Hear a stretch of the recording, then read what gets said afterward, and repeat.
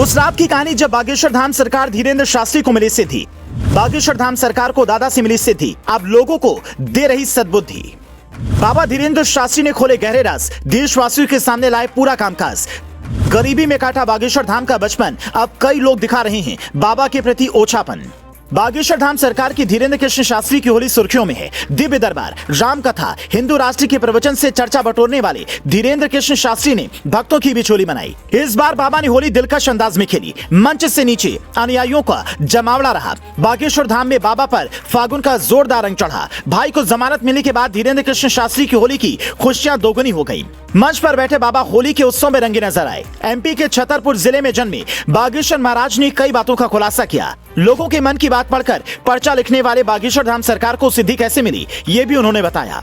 एक निजी चैनल को इंटरव्यू देते हुए बागेश्वर सरकार ने अपनी सिद्धि मिलने की पूरी कहानी बताई। बागेश्वर धाम सरकार बचपन से ही बालाजी के भक्त थे। उन्होंने बताया कि दादा गुरु के कारण मुझे ये सिद्धि मिली। उनका बचपन गरीबी में बीता। उनके पिताजी कर्मकांड करते थे। उनके घर में बहुत गरीबी थी। मैं घर में सबसे बड़ा था। त्योहार में छोटे भाई बहन को नए कपड़े और ठीक से भोजन की व्यवस्था नहीं कर सकता था। मेरे दादाजी शुरू से ही बालाजी के भक्त थे। वो बागेश्वर धाम आते थे और बालाजी की पूजा करते थे। लोग कहते थे, तुम्हारे दादाजी इतने सिद्ध पुरुष हैं, तुम क्यों नहीं हो। दादाजी से मिलने लाल बत्ती में लोग आते थे। उनके पास सत्संग करने के लिए बड़े बड़े लोग आते थे। दादाजी की बातें सुनकर मेरा भी मन धर्म और आध्यात्म की तरह मुड़ गया। मैं भी दादाजी के सत्संग सुनने लगा।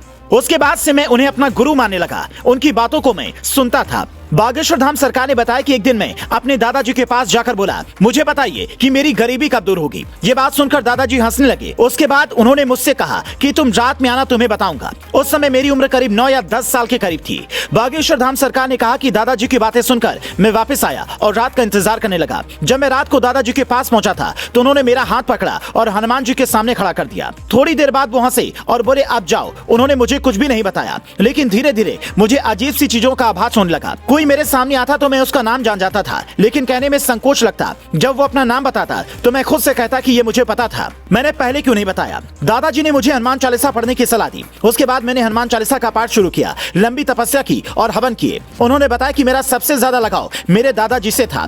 ये सब होने के बाद मेरा मन घर में कम लगता था। मैं बालाजी की सेवा में अपना जीवन व्यतीत करने लगा। उन्होंने कहा कि मैं कोई चमत्कार नहीं करता, वेदों और ग्रंथों में जो लिखा है उसी के जरिए लोगों के मन की बात को समझ लेता हूँ। बाबा का चमत्कार देखकर तो अब देश ही नहीं विदेशों तक से लोग आते हैं। बाबा के इस रूप को लेकर आपका क्या कुछ कहना है, कमेंट्स करके हमें बताएं।